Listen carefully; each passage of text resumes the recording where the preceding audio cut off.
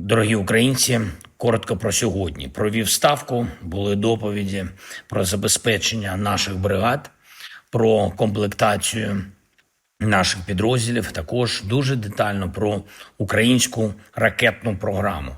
Наші ракетні розробки, наші виробництва, завдання максимально прискорювати створення нашої української балістики. Наша далекобійність – це чітка та ефективна гарантія безпеки для України. Провів сьогодні також нараду щодо розвитку нашої військової авіації. Передусім про те, що стосується українських F-16, літаки, які вже в Україні, літаки, які найближчим часом будуть в Україні. Довгострокове постачання, були кадрові рішення для того, щоб управління військовою авіацією стало сильніше. Це рішення і у Міністерстві оборони, і у Генеральному штабі. І ми бачимо зараз, що є дуже непогані результати. Я хочу подякувати усім, хто докладає своїх зусиль, щоб наша військова авіація розвивалась. Кілька разів сьогодні доповідав головком. Особлива увага ситуації на Донеччині, зокрема на Покровському напрямку, на деяких інших напрямках. Ми продовжуємо діяти і на території Курської та Білгородської областей.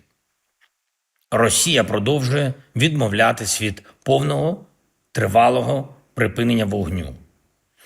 Вже всі партнери втомились від цих російських маніпуляцій. Ми захищаємо наші позиції, ми будемо діяти відповідно, як на фронті, так і в наших діях на російській території. Війна має відчуватись там, звідки вона і прийшла.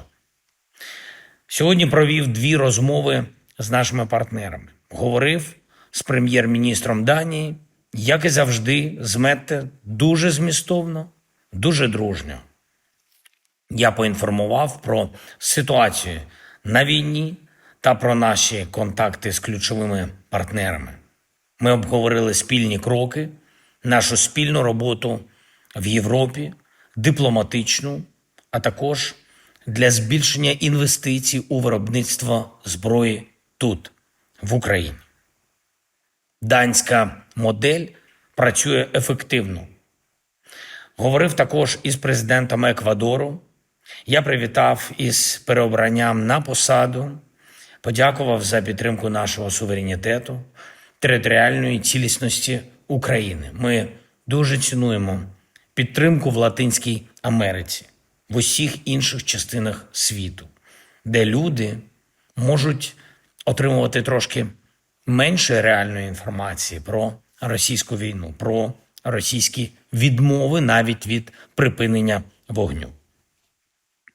Кожен лідер і кожна країна, які у своїх регіонах займають принципові та ціннісні позиції, це реальні основи міжнародного порядку, заснованого на правилах.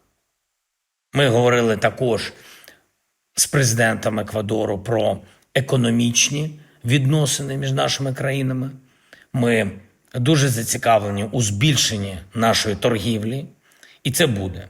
Українська дипломатія працює на всіх напрямках заради нашої держави, нашої незалежності. Я дякую всім, хто з нами, хто з Україною.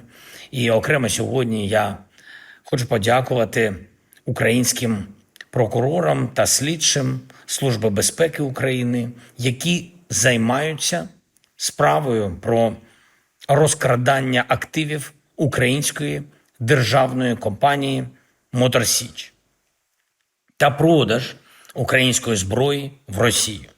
У Монако затримали одного з підозрюваних, і важливо, що це сигнал за кордоном, вони не сховаються.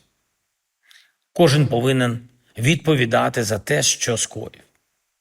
І доручив керівникам правоохоронних органів приділити особливу увагу таким справам і пошуку привласнених українських коштів, які були виведені за кордон.